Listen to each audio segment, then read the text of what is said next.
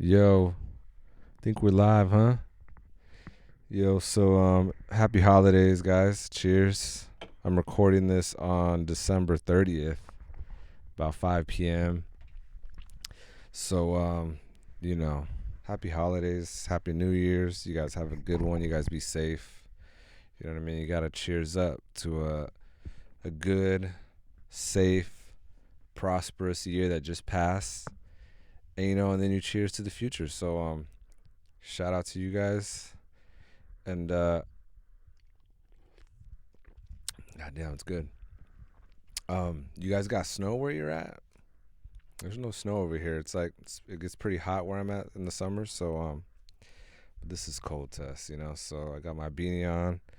I don't know why the studios are always cold. I don't know what it is about studios, dog. If you've ever been to some real studios, you know that they're always fucking cold, and you gotta have some type of blanket, jacket, or something. I mean, I guess fucking heaters don't exist in studios or some shit because the shit's always cold. But yeah, man. So I want to get a quick video in. This one I just want to kind of go into like what I've been seeing online for the past few years of like these engineers talking about NS-10s, are they usable, and specifically, and I think what's important to realize is like if you're talking about if you're going on YouTube for advice, right, which we all do, we do it all the time, right? It's important to differentiate what genre these people are giving advice for, because sometimes you'll see people, compress a kick. Okay, but I do hip hop, trap, R&B.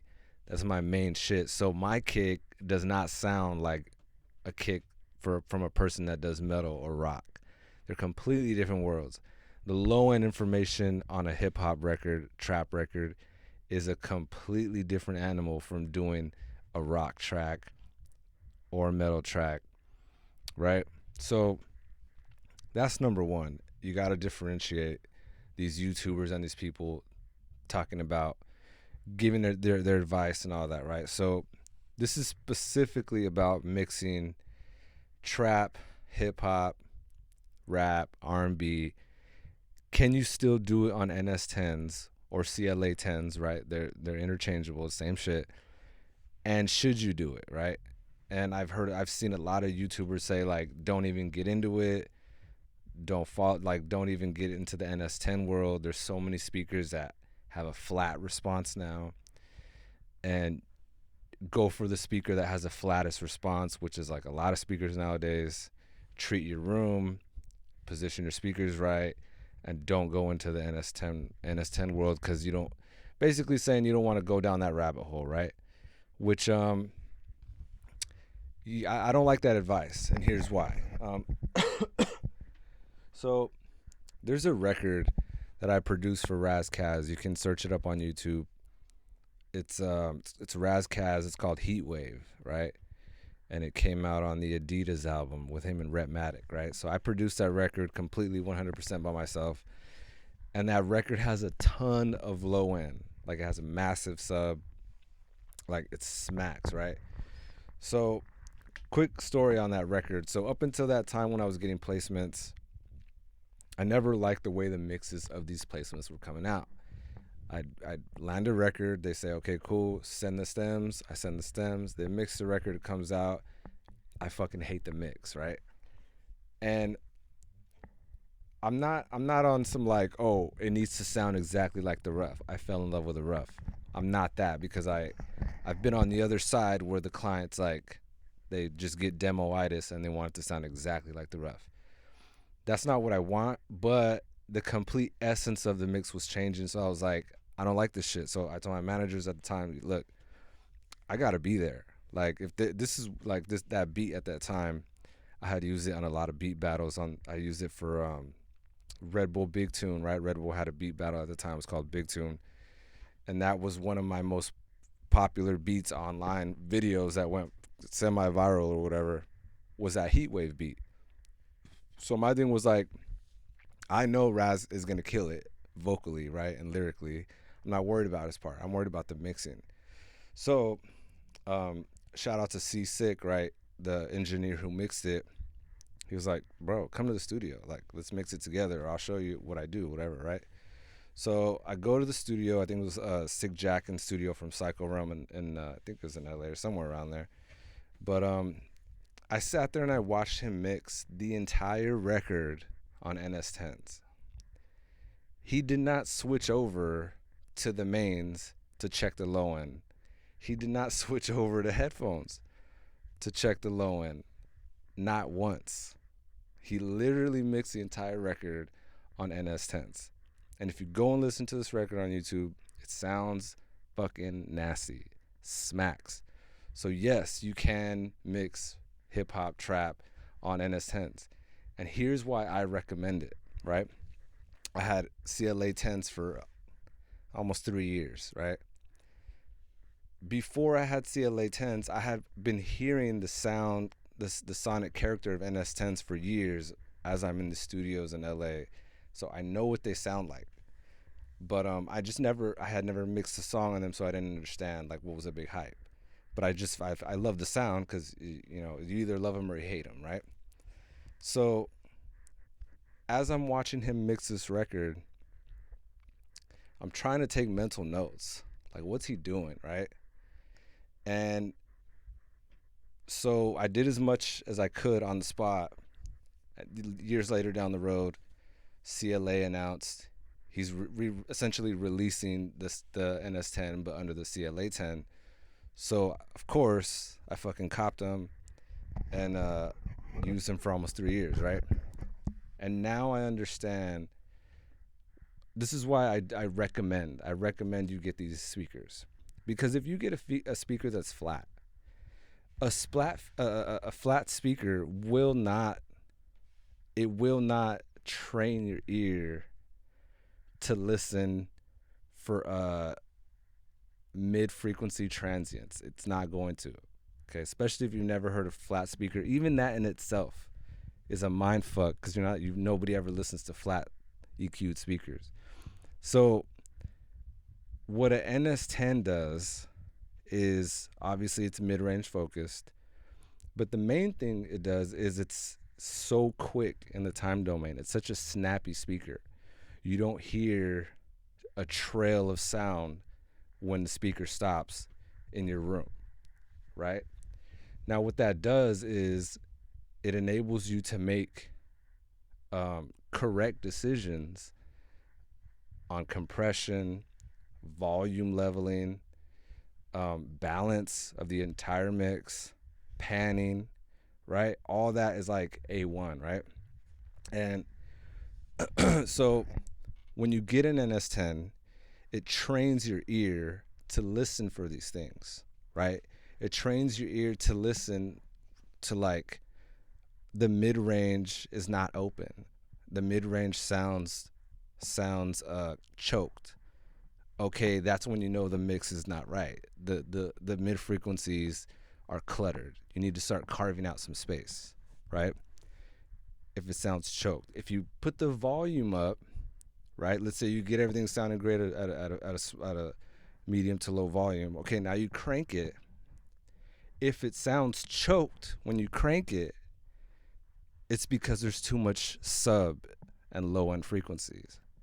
So now you edit the sub and the lows, even though the speaker's not giving you that information. This entire mix starts sounding choked as you blast it. So then you carve some low end out until the entire mix now opens up and it still sounds open, loud and quiet. And now I understand what Seasick was doing, the engineer who mixed that record, because then when I heard it on headphones, it just sounded perfect, right? And everything was balanced. Everything had a beautiful balance to it. It still sounded like the original, but then when you switch it to every different device, it keeps the same vibe. Like, if anybody that's mixed on NS-10, you know that feeling, right? So I completely disagree with that whole don't get into NS-10s. I encourage people to get an NS-10, a CLA-10 or whatever. Train your ears to listen to, for a fast time domain, transients things that poke out of a mix, right? It'll train your ear on those things. It'll train your ear on the mid frequencies, right?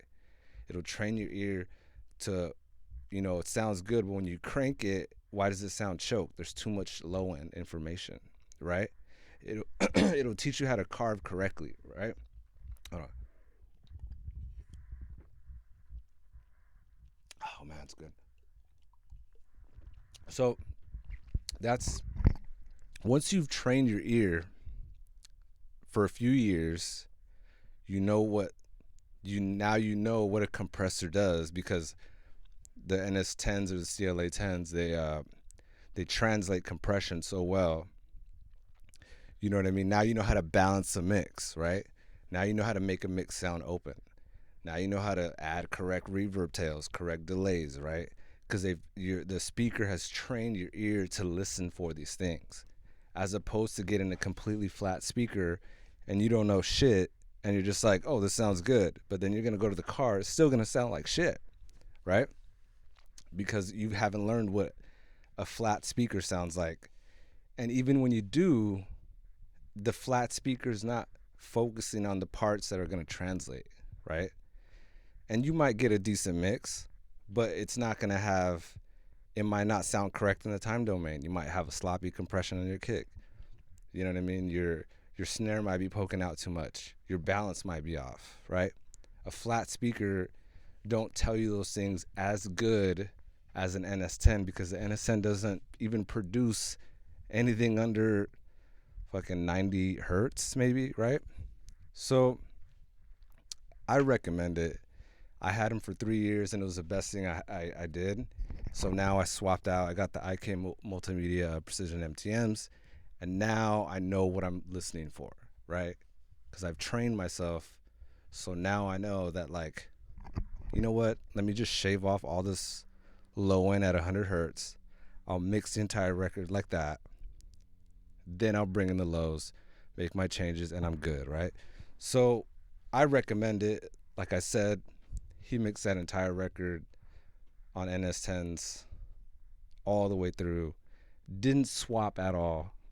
Sent the record as is, and it was beautiful translation. So anybody that says don't go down that rabbit hole, you don't have to, but you're not going to train your ears correctly. The reason why these engineers are saying I wouldn't recommend it, well, they spent years on them already, so they've trained their ears to know what to listen to when they're mixing a record in the mid frequencies, right? So they already know. So it's easy for them to say, just get a flat speaker. Well, no shit, because you spent so many years training your ear. You can't skip steps, especially as an engineer. There's a reason why everybody starts with NS-10s, right? All the greatest engineers, they all started with NS-10s. Then they move somewhere else. Don't skip the steps. Get yourself a pair of CLA-10s, or I'm sure Reverb has them right now. And train your ears, Just think about it as training your ears, listen to music on them, mix records. And like I said, I've mixed some rock records before, but that's not what I specialize in. So I'm speaking purely on trap, rap, R&B, all that other pop. But yeah, man. So don't skip steps. Get yourself some NS-10s. You'll be glad after you use them and you makes it sound crazy after a year, 2 years, 3 years, whatever.